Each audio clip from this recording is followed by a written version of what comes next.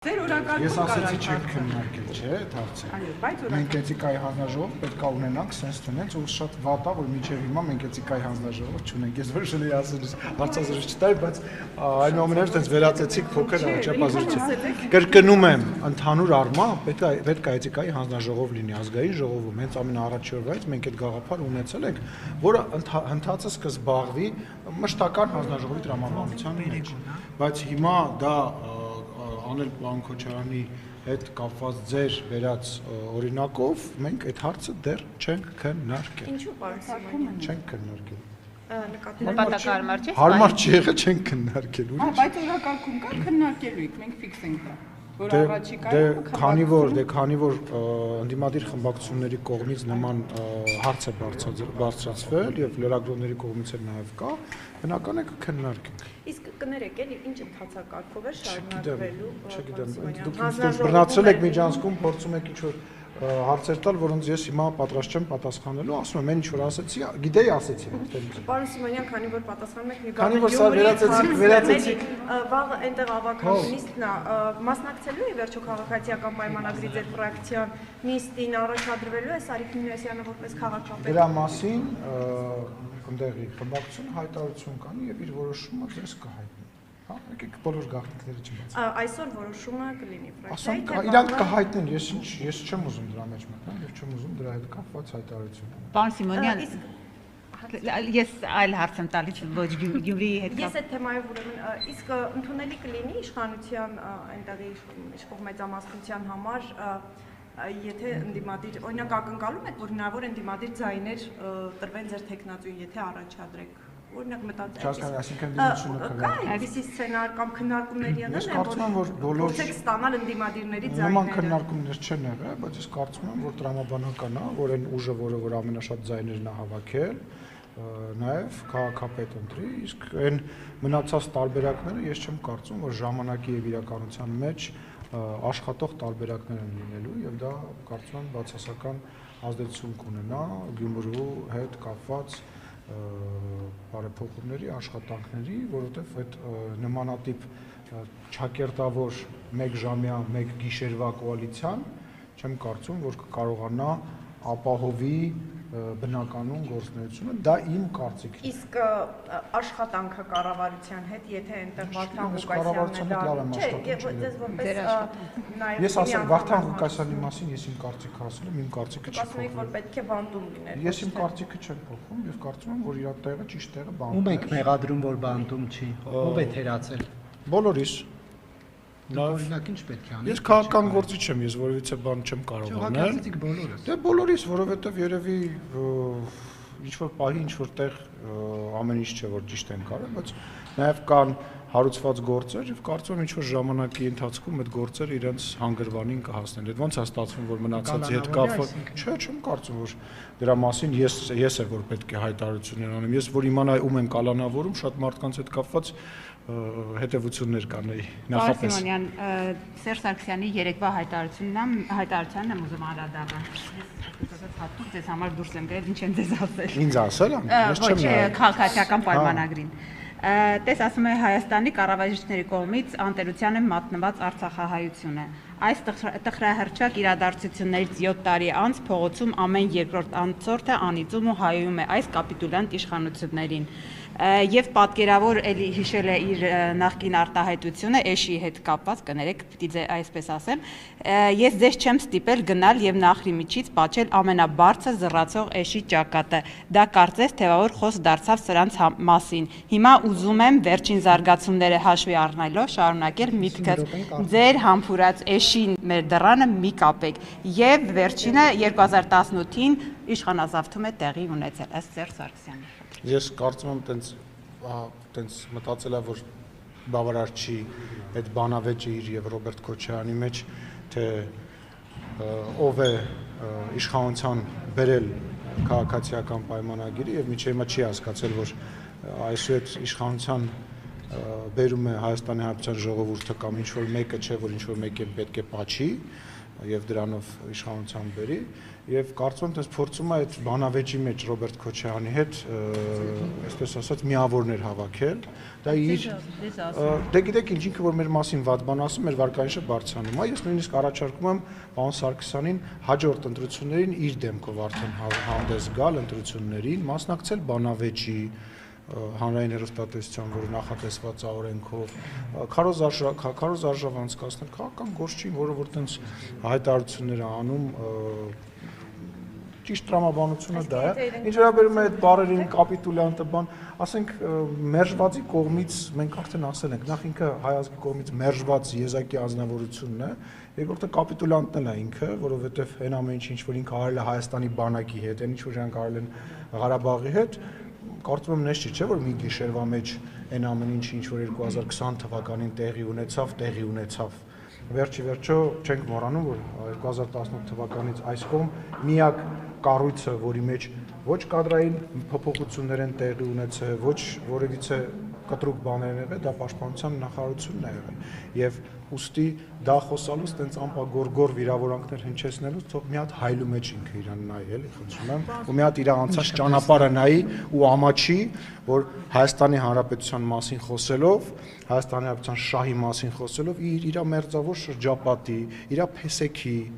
իր մնացածի բարեկեցությունն է մեծացել, ոչ թե բանակի, որ ինքը 80-ականների զենքերով էր զինվում, բայց իրանք 2007 թվականի ջիպերով եւ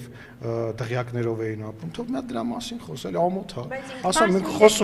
խոսում է, շատ լավ է, թող խոսա, ասում, թող իր դեմքով մասնակցի ընտրություններին, ավելի մեծ լավություն մեզ Սիմոնյան ասում է կմիանա այն նախաձեռնություններին, որոնք պահանջում են իշխանության հրաժարականը։ Ինչ նախաձեռնություններ նկատում եք։ Չգիտեմ, ինչին ուզում է թող միանա, այս 5 տարի, 6 տարի հա միանում են, անընդհատ թող միանան։ Հիմա Փարագարում երկրորդ պարտությունը, որ իշխանությունը կրեց, արդյոք մտաբախություն չունեք, որ նույնը կլինի 2026 թվականին, որովհետև ասում են, սա ցուցիչ էր ընտրությունների։ Չէ, չունեմ, որովհետև նախ Գյումրի մենք պարտություն չենք կրել։ Քաղաքացիական պայմանագիր կուսակցությունը հավաքել է ամենաշատ ձայները, 2 անգամ ավել ձայն, քան երկրորդ տեղի ներկայացուցիչը, եւ գիտեք ինչ, ժողովրդավար երկրներում, ժողովրդավար համակարգերում, որտեղ որ ամեն ինչ կանոններով շատ հազվադեպ է լինում, որ 50%, 50 եւ պլյուս 1% հավաքում են որևիցե կուսակցություն, միշտ դա կոալիցիա կարող տեսնել Գերմանիայում, Անգլիայում եւ այլ վերջացնում։ Իհարկե ոչ չի կարող, որովհետեւ դուրս կգան Քարոզ Արշավի եւ Հայաստանի Հանրապետության քաղաքացիներ, ես ասել եմ Գյումրիում եմ ասում, կարամ վերջացնեմ խոսակցությունը։ Գյումրիում եմ ասում, մենք ավելի շատ ձայն ենք հավաքել, քան 2021 Ես դրա մեջ եմ։ Առաջարկով, որովհետև այն առաջարկը, որը որ քաղաքացիական պայմանագիր կուսակցությունը անում է եւ կանի Հայաստանի Հանրապետության քաղաքացուն, այլ ընտրանք չունի։ Այն առաջարկ, տեսեք, այս ընտրություններն են, դրա մասին բաները ընտրողները կորոշեն։ Հիմա քո անձնական պատկերացմամբ բաները գնահատականները դա քոնն է, իմը կարող այլ տարբերակ լինի, չէ, որի մասին ես ասում եմ։ Խաղությունից ասում դա եղավ, պարոն Սիմոնյան, 21 թվականի խաղության օրակարգով եք գիտես ինչ, դժվար է չէ ասել, որ հիմա մենք պատերազմի մեջ ենք։ Դժվար է չէ ասել, որ հիմա պատերազմի դե այդ ճանապարհ այդ դրա մասին է լինելու հաջորդ ընտրությունները եւ մենք մեր խաղաղության օրակարգ առաջարկելու ենք մարդկանց եւ իրենք ընտրություն են կատարելու ինչ որ բաներ ասում։ Հետո գիտես ինչ բանի Գյումրիի ընտրությունները կամ Փարաքյարի ընտրությունները դա քաղաքական ընտրությունների մասին չէր, այսինքն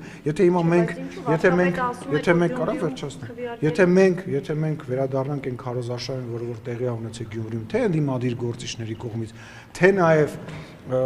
մեր տեխնացուի կողմից, դրանք հիմնականում տեղային խնդիրների մասին խոսակցություններ, որը որ մեծ հաշվով տրամաբանական է։ Այո, կար քաղաքական կոմպոնենտ, հա, կային նախկինները, որոնք տարբեր մարդկանց դեմքով եկան եւ մասնակցեցին, ասենք Վարդանը ներկայացնում էր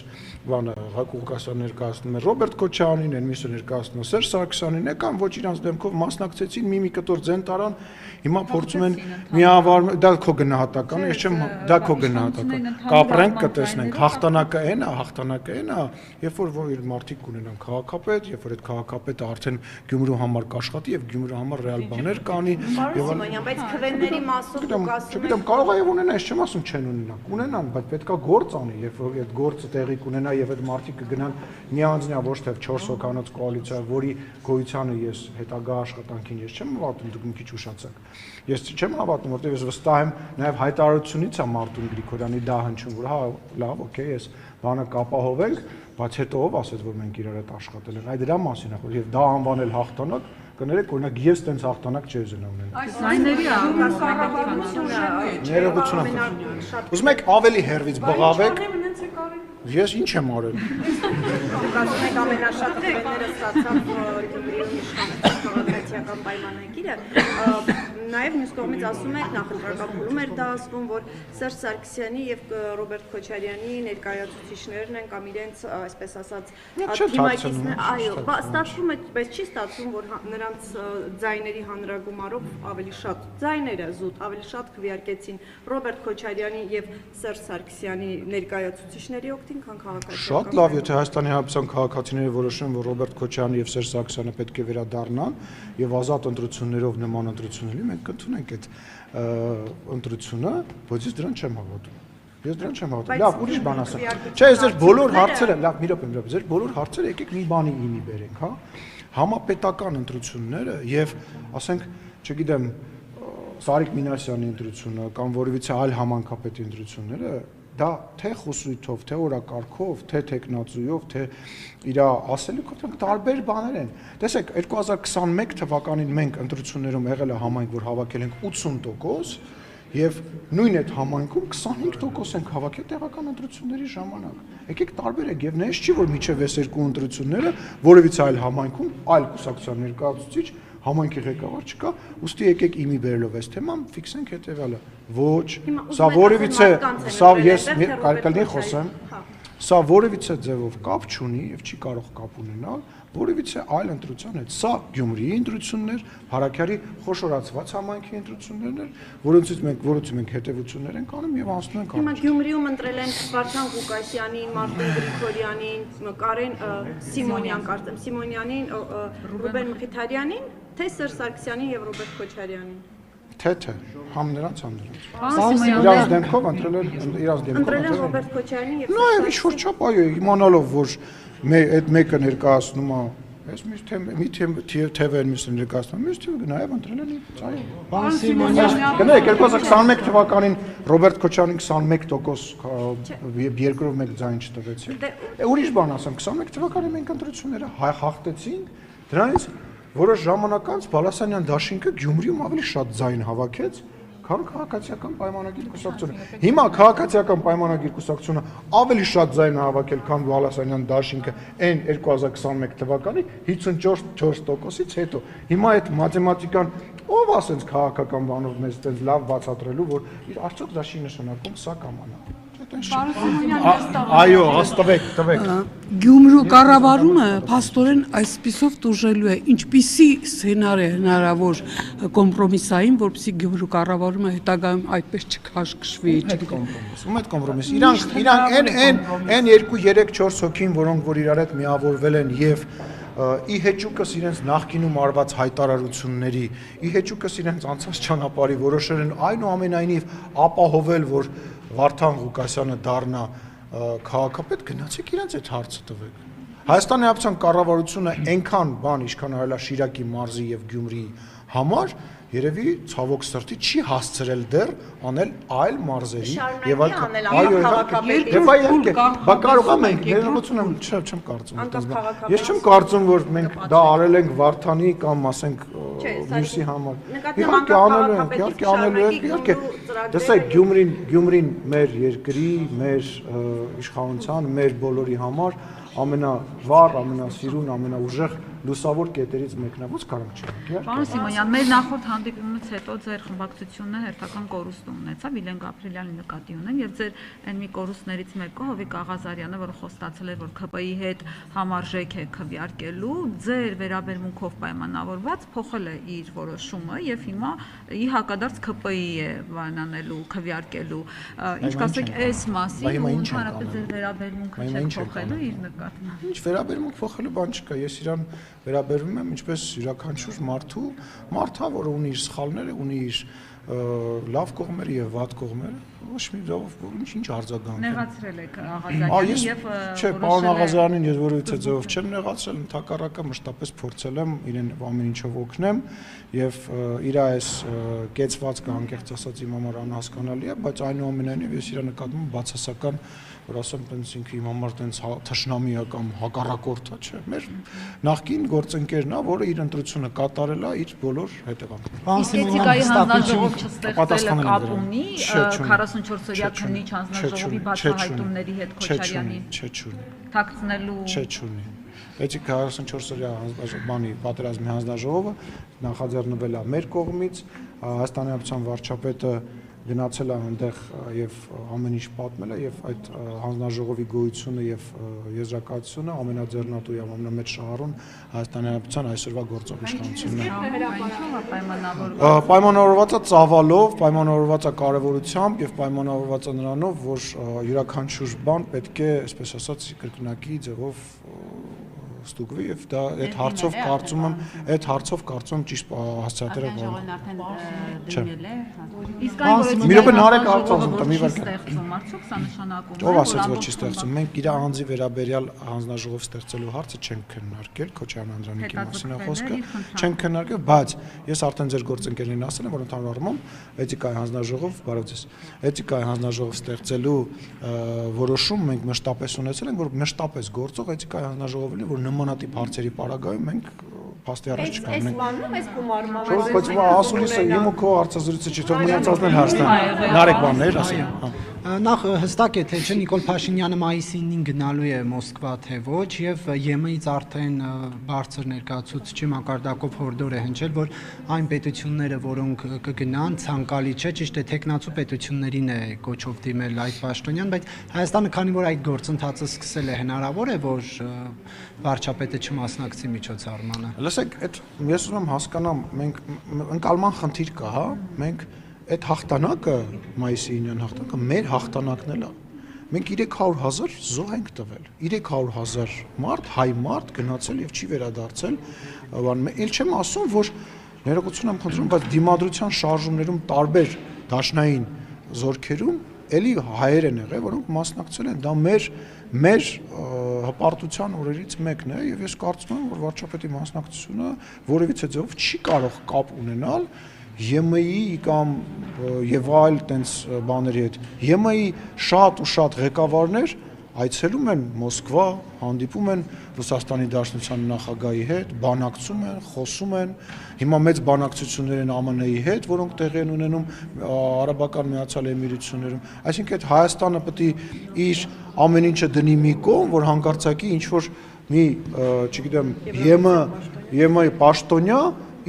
դա իրանց տեսակետն է, սա մեր տեսակետն է եւ եկեք մի բան ֆիքսենք, էլի հարաբերությունների մեջ միջպետական լինի դա ԵՄ-ի հետ, լինի դա Ռուսաստանի, ՀԱՊԿ-ի, չգիտեմ, այլ 3-րդ, 4-րդ, 5-րդ երկրի հետ, կա Հայաստանի Հանրապետության դիրքորոշում, որը որ մենք պահում ենք եւ տանում ենք առաջ։ Կարող է ինչ-որ մի երկրի դա դուր չի գալիս, կարող է ինչ-որ մի երկրի այլ քալ դուր չգա, բայց կներեք մենք մեր շահերը եւ մեր տեսլականը եւ մեր ուղղությունը։ Պարոն Սիմոնյան, իսկ անցած տարի մեր հաղթանակը չէր այդ մայիսին։ Դե մեր հաղթանակն էր անցած տարի նախ հարմար չէր, որովհետեւ այլ պատճառներ կար, էլ չեմ ասում հիմա 80-ամյակն է եւ կլոր հոբելյանական տարի է եւ գիտեք ինչ, ամեն տարի աշխարհը իրականությունը եւ ամեն ինչ շատ փոխվում է եւ չի կարելի համեմատել, կարող է հաջորդ տարի էլ օրինակ որոշեն չմասնակցել կամ հաջորդ տարի ընդհանրապես այդ միջոցառումը կարող է որոշեն չանել, չես կարող ասել։ Մի րոպե, մի հատ հարց տա։ Սիմոնյան, այսօր քանի որ կառավարության ծրագրի կատարողականն է քննարկվում, ձեր կառավարության անշուշտ ԿՊ-ի նախընտրական ծրագրում Շուշի հատուտի դեօկուպացիայի հարց կար։ Հիմա այս ծրագիրը փոխվելու է 26 թվականի ընտրություններին, թե այս նույն գաղափարներով է գնալու։ 2026 թվականին, եթե չեմ սխալվում, 1-2 ամիս կա, մի տարի 2 ամիս կա, չէ՞։ Դե բա ալիմա ինչ եք հարցնում, ուզում հասկանամ։ Չէ, սպայդրության պարտել բարձ չի։ Այս պայդրությամբ մենք հələ 2026 թվականի ծրագիրը դեռ չենք գրել ու չենք գրում։ Այսինքն խաղաղության այդ կոնֆլիկտով է գնալու ընտրության։ Մոտավորապես ենթադրում եմ, որ այո, որ խաղաղության գործընթացը պետք է ավարտին հասնենք, եթե միջև այդ բա իհարկե չհասցնենք ավարտին։ Պարոն Սիմոնյան, Ադրբեջանի պետական հեռուստաընկերության հաղորդավարը հայտարարել է, որ իրենց գլխավոր նպատակը Հայաստանի ներսում քաոս ստեղծելն է եւ տպավորությունը, որ որոշ ընդդիմադիր ուժեր սինխրոն աշխատում են այդ նպատակի իրագործման համար, խնդրեմ ձեր դիրքորոշումը։ Դե տենց ակամայից թե ոչ ակամայից, այո, դրա մասին նաև վարչապետը ասել է, որ հաճախ ոնց որ փարոսիկներ լինեն որոշ նաև հանրային գործիչներ, պարտադիր չի լինեն ազգային ժողովի նիստերի դահլիճում, փարոսիկներ, պասերով ինֆորմացիաներ եւ պասերով թեմաներ շրջանառության մեջ գցելով, դա արդեն հայտնի փաստ է, կարծեմ դա մեր հերոստատիտողներն է շատ լավ գիտեն։ Դրա դեմ առնելու ինչ-որ միջոց չկա։ Գիտեք ինչ, դրա դեմ առնելու միջոցներից մեկը այդ 2026 թվականի ընտրությունն է, որի մասին որ խոսում ենք, այլ կեթանք կտեսնենք այդ մարդիկ նորից կհայտնվեն այս դահլիճում, թե չեն հայտնվի, Հայաստանի Հանրապետության քաղաքացիները նկատում են դա, թե չեն նկատում, ինչ վերաբերում է իրավական առումով, դա շատ դժվար է արձանագրել, հա, ինքը ասում է, ես քաղաքական գործիչ եմ, եւ ընդհանրապես քաղաքական գործչի խոսքը մեծ հաշվով շատ ավելի ազատ է, եւ քաղաքական գործիչը հակառակը շատ ավելի խոցել է քաղաքական գործչի նկատմամբ որևիցե ձևով մեղադրանք հնչեցնելը, ասում ես քաղաքական հայտարարությունն է եւ դա դառնում է ուղղակի հայտարարություն։ Իսկ դերուս գործընկերոջ IT պայմանավորվածությունը ուժի մեջ է։ Այո, իհարկե։ Հունիսին է։ Այո, հունիսին է, նախնական կտեսնենք ես չգիտեմ այդ գրկելու մասը ձեզ ինչ է այդքան հետաքրքրում, կարող ենք հետո դա քննալ, հա բայց ինչի եք անընդհատ այդ գրկելու մասին։ Չէ, բայց դրա մասին նամակ էիք գրել, չէ, բայց նամակ գրել էիք, չէ, ինձ դրա մասին։ Բա անընդհատ ոնց կարելի է գրկելու մասին խոսել։ Հետո պարոն Քոչարյանին կմեղադրեք, կասեք ինչ որ հայտարարություններ անում։ Հիմա էթիկայի հանձնաժողով ստեղծենք, ասեմ, ինչի եք դուք ուզում անընդհատ այդ գրկելու մասին տեսախցիկների առաջ խոսել։ Ինչա՞։ Ես ձեզ ընդհանրապես խորհուրդ եմ տալիս իմ այդ շփումը դադարեցնել, ասեմ ինչի։ Որովհետև դուք մենք մի շենքում աշխատում ենք, դուք լրագրող եք, ես քաղաքական գործիչ եմ, դուք ինձնից հարցազրույց եք վերցնում։ Պետք է գոնե իրար տեսնելուց ասել բարև ձեզ։ Երբ որ եթե դուք համարում եք, որ ինձ բարև տալու չկա, կներեք, որ ձեզ պատասխանելու էլ չկա։ Հաջան, բայց ի՞նչ կա, չէ, չի ցավաս, դրան ոչ չի կարելի անցնել, մարդու հետ աշխատել եւ առերեսվել եւ բարև չտալ, հետո գալ ոնց որ ոչ որևիցե ոչ միայն դրա մասին։ Դուք գրավոր հարցերի դիմելու բան ունեք, չէ, ինչու է աղմկում գետը, գրկելու եք գործընկերոջը, թե չեք գրկելու։ Դուք իրավունք ունեք ուղղելու, ես ձեզ այդ իրավունքի համար պայքարել եմ, բայց ես իրավունք ունեմ չպատասխանելու ձեզ եւ ես այդ իրավունքից անպայման կուղեք։ Անտալիայում տեղի ունեցող երակողմ հանդիպման ժամանակ Ադրբեջանի արտաքին գործերի նախարարը պարբերաբար նորից հիշեցնում էր, որ պետք է սահմանադրությունը փոխի Հայաստանը նաեւ ԵԱԿ Մինսկի խմբից դուրս գա։ Ինչի մասին է խոսում անդադ, որ Ադրբեջանը չի գնում խաղաղության ու պարբերաբար այս խոչընդոտներ ստեղծելով տորպեդահարում է խաղաղության գործընթացը։ Ես կարծում եմ, որ դա ժամանակավոր բնույթ է կրելու, որովհետև դրա պատասխանը լեգիտիմ է եւ հստակ է։ Հայաստանի կողմից, Հայաստանի արտաքին գործերի նախարարի կողմից հնչեցված պատասխանը կարծում եմ բոլոր այդ մտահոգությունները փակում են, որ վարչապետն է դրա մասին խոսեց ազգային ժողովի ամբիոնից, բոլոր այդ խնդիրները քննարկել են, բոլոր այդ խնդիրները լուծումներ ունեն, բոլոր այդ խնդիրների մեծ մասը հասցեագրված է խաղաղության արդեն իսկ համաձայնեցված պայմանագրի մեջ, եւ ես կրկնում եմ, որ կարծում եմ ադրբեջանական կողմը մի փոքր ինչ անակնկալի է եկել այս մեր համաձայնության հետ կապված։ Պարոն Սիմոնյան, քանի որ վարչապետ ամբիոնից այդ սահմանադրության փոփոխության վարչապետ ամբիոնից սահմանադրության մասին հայտարարեց, նախկինում էլ էր ասվել, որ այն մեկնաբանելու իրավասություն ունի բացառապես սահմանադրական դատարանը եւ այդ մեկնաբանությունը անկախության հռչակագրի մասով տրված է սահմանադրական դատարանի կողմից եւ ամեն ինչ դրանով արդեն ավարտվում է, այսինքն այն խնդիրները, որոնք Բաքուն է բարձրաձայնում, դրանով փակվում են։ Սա արդյոք նշանակում է, որ քաղաքական առումով դիրքորոշումը հստակ է, որ ինչ սահմանադրություններ Հայաստանը առաջիկայում ընդունի, անկախության հռչակագիրը հղում անկախության հռչակագրի նախաբանից չի հանվի։ Ես դուք այնպես վերացական հարց եք տալիս, չէ, վերացական եթեներ, բայց ես չեմ գրում, չէ, կամ մենք հիմա չէ, տեսեք, մենք նախ սկսենք նրանից, որ այդ հարցը ի սկզբանե տեղին չի, որովհետև մեր այդ ադրբեջանցիները, որ ասում են, դա իրանք ասում են, միգուցե քաղաքական որևիցե լսի մի հատ հարցից պատասխանել։ Իրանք դա ասում են պարզ պատճառներով։ Հայաստանի Հանրապետության սահմանության մեջ, որպես նաև իրավաբան եմ ձեզ ասում, կա այն, ինչի մասին այնտեղ գրած է։ Մի րոպե, կա այն, մի րոպե, դա գրած է, ինչ որ գրած է։ Այլ բան, թե հղում կլինի, չի լինի, ես այդ քննարկումների մասին որից է բան չգիտեմ, ու որից է մեկը հիմա չգիտի։ 2020 թվականի, որ կորոնավիրուսը նոր սկսվել էր, մենք զբաղված էինք սահմանադրությամբ փոխելով։ Բայց ես ուրիշ բան էի հարցնում, ես հարցնում եմ անկախության հռչակագրի հղումը նախաբանից։ Ես չգիտեմ, բայց ես պատասխանեցի Շողիկ ջան, ասեմ, որևիցե մեկը այդ հարցին քեզ հիմա չի կարող պատասխանել։ Ինչու՞, եթե սահմանադրական որովհետև ես դա չեմ քննարկել։ Չէ, եթե սահմանադրական դատարանն ասում է, որ որևէ տարածքային պահանջ այն չի պարունակում եւ դուք էլ նոր ասացիք, ինչ գրված է, այսինքն Ադրբեջանի մեկնաբանությունը դա Ադրբեջանի մեկնաբանությունն է։ Այդ դեպքում ինչու պետք է առաջանա անկախության հռչակագրի հանման հարցը։ Սորոջան, բայց ով ասեց, որ հանվելու է։ Ես ասել եմ, որ հանվելու է։ Դե եղարի դու հիմա ապրիորի հարց ես տալիս, դու ինչ որ վերացական բան ես հարցնում, ապագայի հետ կապված, որի հետ կապված ես քննարկում չեմ ունեցել, ու մենք քննարկում չենք ունեցել։ Դուք անձամբ ինչ եք Սահմանադրության հետ կապված, որ եթե սահմանադրությունը փոխվի, ապա Ադրբեջանը եւս պետք է իր սահմանադրությունը փոխի։ Այդ ինչ ասի, սկզբից ինչ է։ Այդ մասն է խոսել, որ եթե Ես ասում եմ, որ իրենք նույն ձևի, նույն տրամաբանության մեջ իրենք նույն խնդիր ունեն։ Եթե իրենք հնչեցնում են նմանատիպ բան, հա, դրա ավելի վատ տարբերակը, որտեղ նաև Վրաստանի, Ռուսաստանի, Հայաստանի տարածքը ենթադրվում է, եթե հիմա խոսում ենք ենթադրությունների մասին, այդ նույն բանը կա իրանց սահմանության մեջ։ Ես կարծում եմ խնդիր ուրիշ բանի մեջ է։ Ես վստահ եմ, որ խնդիրը կայանում է նրա մեջ, որ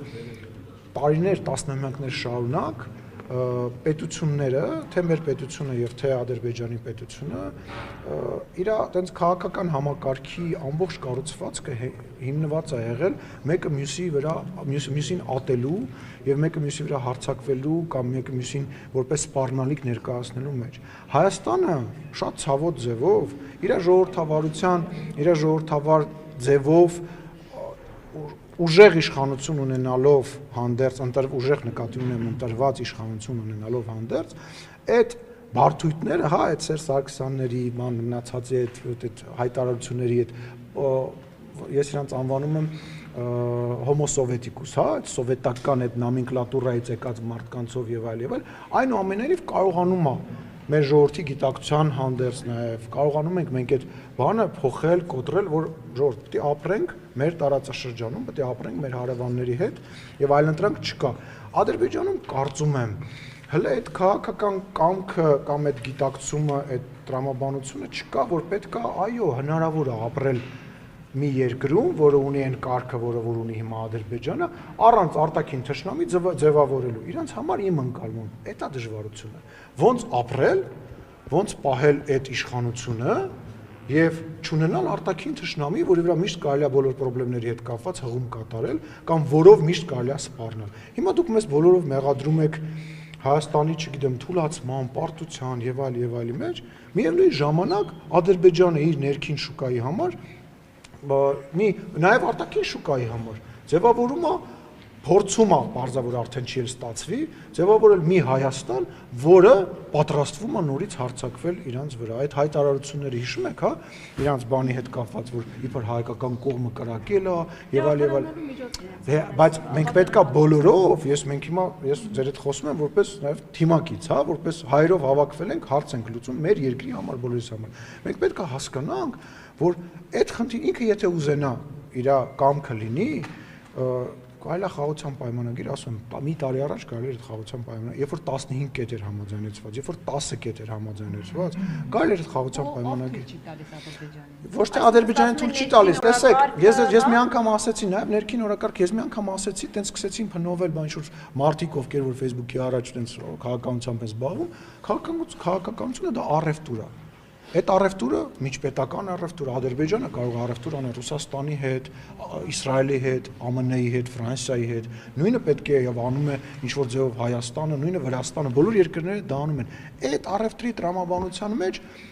ինքը այդ պահը համարել է ոչ ճիշտ։ Հիմա մենք իրավիճակ ենք ստեղծել, որտեղ իրոք ամբողջ աշխարհը ասում է, լավ, եղբայր, համաձայնեցված է, չէ՞, 17 կետը։ Բայ ինչի՞ չեք ստորագրում այդ բայ։ Ու մենք պետքա շարունակենք։ Սահմանադրության այո, ասում է դրա հայտարար, լսեք, տեսը, չէ, լսեք, այդ ողջունելը դա քաղաքական մեսեջ է։ Ոչ մեկ չէր գնալու, չէ, պայմանական X երկրին ասեր, բա դու իմիջիայից 20 հոգի ողջունեցին, դու ինչի՞ չողջունես։ Այդ ողջունելը քաղաքական մեսեջ է։ Եղբայր, կնքի այդ պայմանագիրը։ Եղբայր, պետք չի սեն շարունակել։ Էլ չեմ ասում այդ անձնական շփումների Եվրոմիության եւ տարբեր կառույցներում վերաբերմունքի ձևավորումը դրանք բոլորը քաղաքականության մեջ մեսեջներ են պետությանը։ Ես հույս ունեմ, ես վստահ եմ, բայց նաեւ հույս ունեմ, որ չեմ սխալվում, որ Ադրբեջանը այդ ամեն ինչ շատ լավ գիտակցում է։ Եվ ես մի բան ասեմ, նոր Նարեկը նաեւ հարցնում էր խաղաղության պատերազմի մասին։ Դուք հիշում եք, որ մենք 2020 թվականից հետո մենք առնվազն մի քանի անգամ մենք կանգնած ենք եղել լայնամասշտաբ պատերազմի առաջ։ Մենք կանգնած ենք եղել։ Մեզ փորձել են ներքաշել 2023 թվականի սեպտեմբերին Ղարաբաղի ժողովրդի նկատմամբ արվածը ամենավերջին փորձերից մեկն էր Հայաստանի Հանրապետությունը ներքաշել լայնածավալ պատերազմի մեջ։ Որ ասում եք խաղաղություն, ժողովուրդ, այս քանից հետո հələ մի հատ հիշեք 90-ականներին խնդրում եմ հիշեք էլի, բացեք դու լավ հիշողություն ունես, փորձառու լրագրող դուք էլ շատ չէ հիշեք հələ էլի 91, 93, 94 թվականից հետո հələ մի հատ հիշեք, երբ որ հակառակ իրավիճակներ, թե ինչ էր կատարվում եւ ինչ իրավիճակ էր եւ ինչ շարունակություն ունեցավ եւ ինչ արեցինք մենք ու հիշեք ու համեմատեք եւ ասեք հիմա մենք այս պատերազմից 20 թվականից այս կողմ արդեն 4 տարի է անցել ինչ ինչերի ենք հասել եւ ինչ արդյունքներ ունենք։ Հիշեք ինչի մեջով ենք անցել։ Չմոռանաք հավանել տեսանյութը եւ բաժանորդագրվել Civic AM-ի YouTube-յան էջին։